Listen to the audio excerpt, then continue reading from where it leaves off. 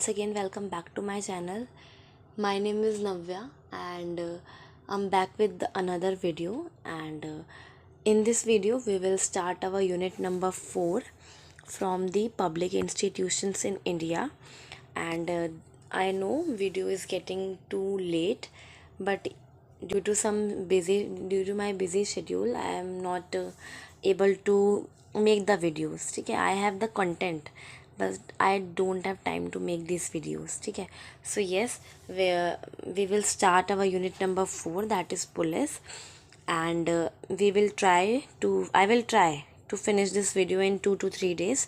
ठीक है, बिकॉज ये 3 से 4 पार्ट्स में बनने वाली है आपकी. तो yes, without wasting our time let's start our video. तो guys, before starting our video, इससे पहले हम लोग कुछ हिस्ट्री के बारे में थोड़ा जान लेते हैं. ठीक है, कि जो भी हमने अभी हमारी जो यूनिट है इसका नाम क्या है, पुलिस. कि बेसिकली आप इसके अंदर पुलिस के बारे में पढ़ने वाले हो. That is the central government के अंडर, स्टेट गवर्नमेंट के अंदर किस तरीके से कौन कौन सी पुलिस आती है. ठीक है, उनकी क्या क्या रूल्स हैं, ये सब हम इसमें देखने वाले हैं. तो उससे पहले आपको ये पता होना चाहिए कि जो हमारी पुलिस है इसका जो किस तरीके से पुलिस कैसे कहाँ से सोच आई कि भाई पुलिस होनी चाहिए. एक अथॉरिटी, एक जनता को संभालने के लिए कोई एक फोर्स होनी चाहिए, ये कहाँ से आया. ठीक है, तो उसके लिए हम लोग रिफॉर्म्स इन द पास्ट में जाते हैं. दैट इज़, हम आपको पता है कि जो हमारा इंडियन कॉन्स्टिट्यूशन है उसके अंदर 12 शेड्यूल्स हैं. ठीक है, इंडियन कॉन्स्टिट्यूशन कंटेन 12 शेड्यूल्स. ठीक है, जिसमें से जो 7th शेड्यूल है इंडियन कॉन्स्टिट्यूशन का, वो डील करता है union list, state list and concurrent list, जिसको आप संघ सूची, समवर्ती सूची के नाम से भी आप इसको जानते हैं. ठीक है, तो yes, union list, state list and concurrent list के 7th शेड्यूल के अंदर मेंशंस हैं हमारी ये तीनों लिस्ट. ठीक है, और इन तीनों लिस्ट के अंदर कुछ कुछ क्राइटेरिया आते हैं कि भाई जो आपकी यूनियन है उसके पास क्या आएगा, यूनियन गवर्नमेंट के पास, और स्टेट के पास क्या आएगा. ठीक है, इस तरीके से कुछ डिवीज़न है यहाँ पे. आपका यूनियन के पास क्या आएगा और स्टेट के पास आएगा. और ये जो बीच में जगह बची, ये बताता है कि आपका जो यूनियन और स्टेट को छोड़कर आपकी जो कॉन्करेंट लिस्ट है, जिसके अंदर आपकी स्टेट और सेंट्रल गवर्नमेंट दोनों ही इन्वॉल्व है. कि जैसे मान लेते हैं, स्टेट लिस्ट में क्या आता है यार,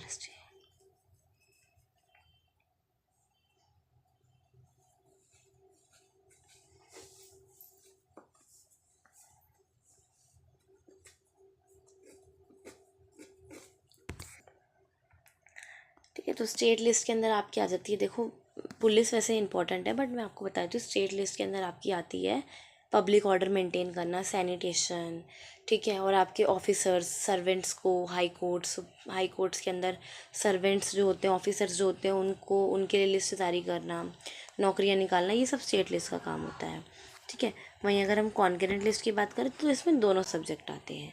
ठीक है, अब ये जो these three lists specify the division of power between union and state government. ये जो 3 लिस्ट है ना, ये हमें डिवीजन ऑफ पावर बताती है between the state and the union government. तो police came under this list. ठीक है, तो पुलिस आती है इन लिस्ट के अंदर. यूनियन और state, police came under the state list. ठीक है, जो पुलिस है वो बेसिकली कौन सी लिस्ट के अंदर आती है गाइस, स्टेट लिस्ट के अंदर आती है, यानी कि स्टेट, राज्य के अंदर आती है. लेकिन सेंटर, जो सेंट्रल गवर्नमेंट है, उनको भी अपनी खुद की पुलिस रखने का क्या है, एक ऑर्डर मिला हुआ है कॉन्स्टिट्यूशन से. लॉ एंड ऑर्डर में ये मेंशन है कि central can maintain their own police forces. ठीक है, तो there are many police forces in India that came under ministry of home affairs. जैसे हमारी जो सेंट्रल गवर्नमेंट की पुलिस होती है, जैसे हम बोलते हैं ना कि भाई जो दिल्ली की पुलिस है, दिल्ली में जो गवर्नमेंट है उसकी जो पुलिस है वो उस सेंट्रल की भी उसमें चलती है. ठीक है, लेकिन जो सेंट्रल की पुलिस है उसमें स्टेट की नहीं चल सकती. ठीक है, तो सेंट्रल के पास ये बिल्कुल उनके पास असिस्टेंट है कि वो अपनी खुद की पुलिस फोर्स को रख सकते हैं. ठीक है, तो जो मिनिस्ट्री ऑफ होम अफेयर्स है, जिसके आपको मुझे बताना है who is the minister of home affairs. ठीक है, मिनिस्टर ऑफ होम अफेयर्स कौन है, अमित शाह. ठीक है, तो उनके अंडर ही आपकी CAPF है, that is the central armed police force. ठीक है, and these forces are also called, इनको सेंट्रल पैरामिलिट्री फोर्स के नाम से भी आपने इसको काफ़ी सुना होगा. ठीक है, ये फोर्सेज होती हैं जो कि रिस्पॉन्सिबल होती है कि कंट्री के अंदर जो भी इंटरनल सिक्योरिटी है उसको मेंटेन करने के लिए और बॉर्डर्स को गार्ड करने के लिए CAPF की जो हमारी फोर्सेस हैं वो होती हैं, ठीक है। रिसेंटली जब मतलब अभी तो काफ़ी टाइम हो गया, जब केजरीवाल को रात में उनके घर में ED आई थी ना, तो वहाँ पर न्यूज़ में देखा होगा अगर आपने, तो वहाँ CAPF के जवान खड़े थे, ठीक है, सोल्जर्स खड़े थे। तो वो सेंट्रल फोर्स है, क्योंकि ED और ये सब सेंट्रल गवर्नमेंट के अंदर आता है, ठीक है। तो CAPF that is the central arm police force, ये इंटरनल सिक्योरिटी और बॉर्डर्स को गाइड करने के लिए, गार्ड करने के लिए हेल्पफुल है, ठीक है। These forces are headed by the DG, और ये जितनी भी फोर्सेज हैं इनको DG जो होते हैं हमारे, जो कि IPS ऑफिसर होते हैं ऑब्वियसली, ठीक है, वो इसको हेड करते हैं, ठीक है। सिर्फ इसमें से जो असम राइफल है, officers except for Assam rifle which is held by general ranked officer, ठीक है। जितनी भी हमारी CAPF के अंदर जितनी भी पुलिस फोर्सेस आती है, उसमें से लगभग सारी पुलिस फोर्सेस को कौन लीड करता है, कौन हेड करता है? DG। DG stand for, DG obviously director general of police force, जो कि एक IPS होता है। लेकिन असम राइफल्स के अंदर, अभी हम ये आगे पढ़ेंगे, खाली असम राइफल्स को छोड़कर बाकी सब कौन करता है? DG हेड करता है, वरना असम राइफल्स को एक लेफ्टिनेंट जनरल रैंक्ड ऑफिसर उसको हेड करता है, ठीक है। तो दिस इज़ द थिंग। तो ये मुझे आपको थोड़ा हिस्ट्री बतानी थी, ठीक है। अब थोड़ा हम आगे आते हैं अब कि भाई CRPF क्या होता है। अब अभी तक हमने CAPF पढ़ा, अब हम लोग पढ़ेंगे CRPF। CRPF क्या होती है, ये क्यों पढ़ रहे हैं हम लोग, ठीक है। तो CRPF सबसे पहले stands for central reserve police force के लिए ये स्टैंड है, ठीक है। ये ministry of again home affairs के अंदर ही आता है। CAPF भी मिनिस्ट्री ऑफ होम अफेयर्स के अंदर आता है, CRPF भी मिनिस्ट्री ऑफ होम अफेयर्स के अंदर आता है, ठीक है। ये मेजर रोल, क्योंकि इलेक्शंस आ रहे हैं तो गाइज इसको ध्यान रखना, अभी इलेक्शन ड्यूटी जो लगती है उसमें जो जवान खड़े होंगे दे आर CRPF जवान, ठीक है। ये अगेन नेशनल सिक्योरिटी के लिए माने जाते हैं। और जैसे इसका एग्जांपल, वैसे ये लाइन इंपॉर्टेंट नहीं है इतनी, लेकिन यहाँ पर UN की जो पीस कीपिंग फोर्स है, ठीक है, उसको ब्लू हेलमेट कहा जा सकता है, क्योंकि दे डोंट हैव आर्म। इस लाइन को छोड़ दो, इतना इंपॉर्टेंट नहीं है ये, ठीक है, ठीक है। तो it play a major role in election. CRPF की बात करते हैं।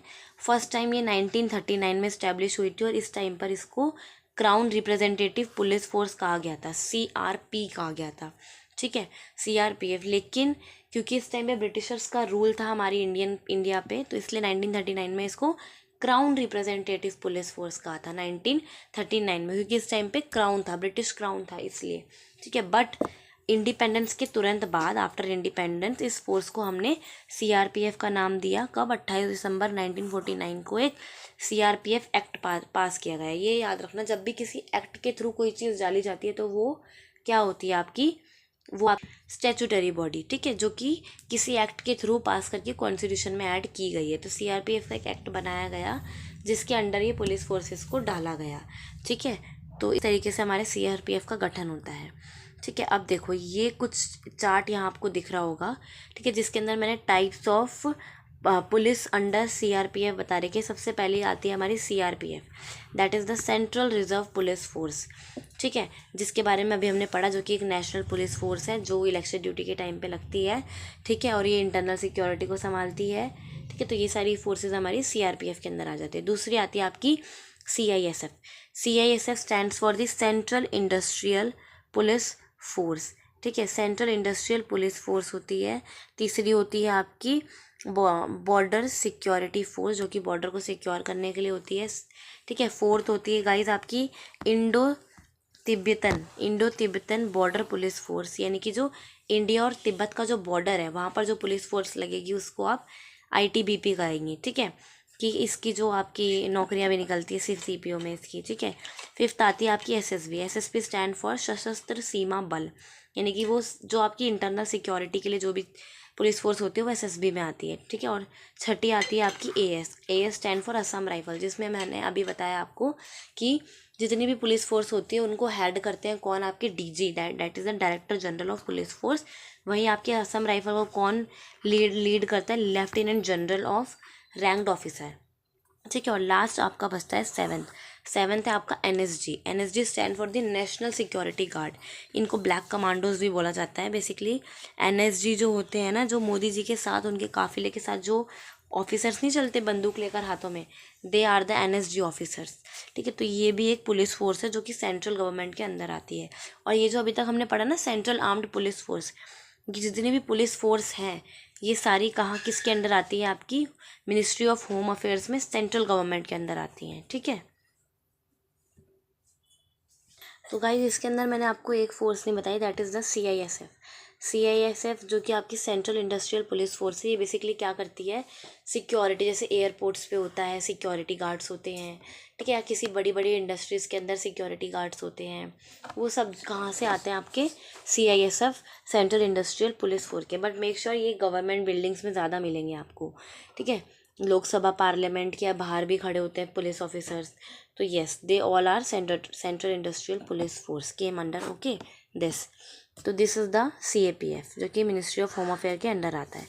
अब CRPF की कुछ यूनिट्स हैं, ठीक है, जिसमें आपकी रैपिड एक्शन पुलिस फोर्स जो कि इमरजेंसी के टाइम पे लगती है, दूसरी आती है आपकी स्पेशल ड्यूटी फोर्स जो कि इलेक्शंस के टाइम पे लगती है, और तीसरा आता है cobra battalion that is during naxalist movement.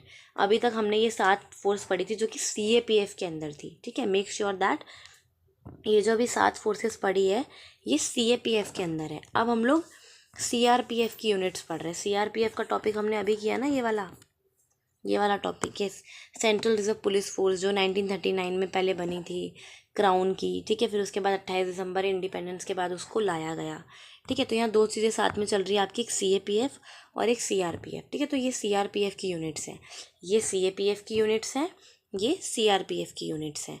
CRPF की 3 मेजरली यूनिट्स होती हैं, that is the rapid action police force. Rapid action police force आपकी इमरजेंसी के टाइम पे लगती है जो कि 1975 में लगी होगी, ठीक है, ताकि कोई दंगा ना करे, लोगों को उनके घर में रखा जाए।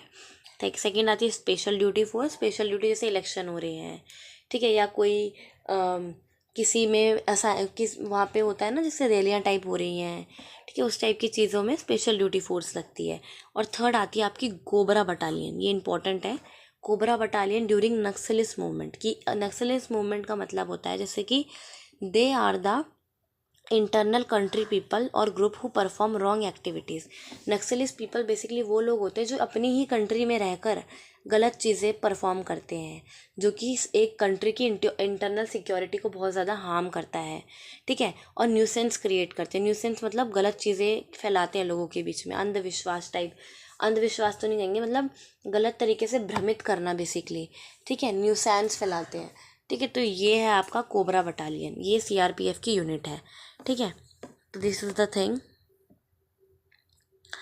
अब आता है गाइस हमारा इस वाली वीडियो का topic, that is the historical evolution of police. कि पुलिस का जो हिस्टोरिकल एवोल्यूशन है वो किस तरीके से हिस्ट्री में पुलिस बनी, सबसे पहले पुलिस का जिक्र कब किया गया, ठीक है। हमने अभी पढ़ा 1939 में क्राउन पुलिस बनी थी, लेकिन 1939 में एक हमारी CRPF का एक क्राउन ब्रिटिश पुलिस बन गई। लेकिन इंडिया के अंदर फाइनली ब्रिटिश ने पुलिस कब आई, कब लोगों को पता चला कि भाई यस मतलब पुलिस जैसी चीज़ होनी चाहिए एक चीज़ को, एक कंट्री को, एक नेशन को संभालने के लिए, ठीक है।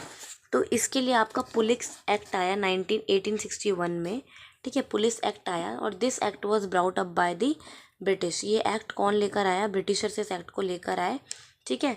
और फॉलोइंग द 1857 का रिवॉल्ट, आई होप आप सबको 1857 का रिवॉल्ट याद हो, जो कि आपने अपनी 12th क्लास में पढ़ा था। 1857 का रिवॉल्ट क्या था, इसके अंदर बेसिकली जो हिंदू और मुस्लिम्स सोल्जर्स थे, ठीक है, जिनको सिपॉयस कहा गया था, इन लोगों को एक कार्टेजेस दी जाती थी ब्रिटिश के द्वारा, ठीक है, कार्टेजेस दी जाती थी जो इनको अपने मुंह से बेसिकली छीलना पड़ता था। और ऐसी अफवाह फैलाई गई थी उस टाइम पर, या अफवाह कह लो या यूँ कह लो कि और सच में ब्रिटिशर्स ने उसके अंदर काऊ एंड पिग की जो स्किन होती है, ठीक है, जिसको हम चर्बी बोलते हैं हिंदी में, उसको उसमें डाल दिया गया था। और जब ये इसको हिंदू और मुस्लिम उस कार्टेजेस को, क्योंकि उन्हें मुंह से छीलना पड़ता था उसको, तो जब वो मुंह से छीलते थे उसको, तो इससे उनका धर्म जो है वो भ्रष्ट हो सकता था, ठीक है। तो इसके लिए ही 1857 का रिवॉल्ट किया था हिंदू और मुस्लिम्स दोनों ने। तो ये हमारे पुलिस फोर्स का सबसे पहला रिवॉल्ट देखने को मिला था, ठीक है, 1857 में।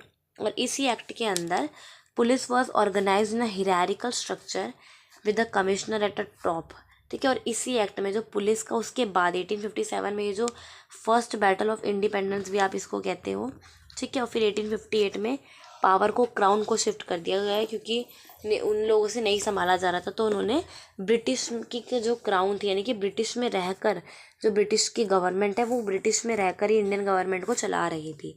तो इस तरीके से पावर शिफ्ट कर दी गई और फाइनली 1861 के अंदर एक पुलिस फोर्स इस्टेब्लिश की गई, ताकि इस्टेब्लिश की गई ताकि जो इस तरीके का 1857 में रिवॉल्ट हुआ है, ये रिवॉल्ट दोबारा ना हो। ठीक है, अब वापस आ जाओ इस वाले पॉइंट पे कि इसी एक्ट के थ्रू 1861 का जो पुलिस एक्ट था, इसी एक्ट के थ्रू एक हिरारिकल स्ट्रक्चर में पुलिस फोर्स को ऑर्गेनाइज किया गया, जिसमें कमिश्नर सबसे ऊपर आएगा, फिर सुपरिटेंडेंट आएंगे, फिर इंस्पेक्टर एंड देन कॉन्स्टेबल्स। ठीक है, तो इस तरीके से हमारा जो स्ट्रक्चर था उसको लाया गया पुलिस एक्ट ऑफ 1861 के द्वारा। ठीक है, तो आई होप आपको ये समझ आया होगा। ठीक है, अब आपका सेकंड टॉपिक जो है द नेशनल पुलिस कमीशन, ये वाला टॉपिक हम अपनी नेक्स्ट वीडियो में कवर करेंगे। ठीक है, तो आज की वीडियो के लिए हम लोग हिस्टोरिकल एवोल्यूशन ऑफ पुलिस का पार्ट 1 पुलिस एक्ट ऑफ 1861 पे अपनी वीडियो स्टॉप करते हैं। ठीक है, हम अपनी नेक्स्ट वीडियो में इसका, क्योंकि इसके बाद वाला गाइस जो टॉपिक होने वाला है ना, ये आपका नेशनल पुलिस कमीशन का ये थोड़ा लेंदी है। ठीक है, तो इस वीडियो में मैं इसको नहीं करा रही हूँ, वरना वीडियो लेंदी हो जाएगी। ठीक है, तो we will start this topic in our next video. तब तक के लिए stay tuned and that's all for today and okay, thanks for watching.